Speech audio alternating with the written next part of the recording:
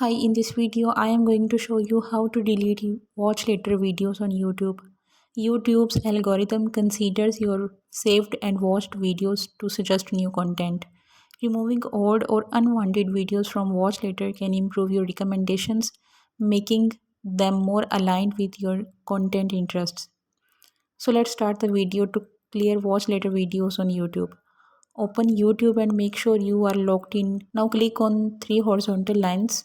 This is called hamburger in the top left corner and find watch later option. Click on it. See, these are all watch later videos which I have saved. Let's delete it. Simply move your cursor over video thumbnail and then click on three dots. Click on remove from watch later.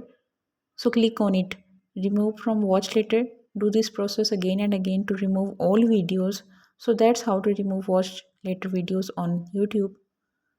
Please don't forget to subscribe and hit the like button. Thanks for watching.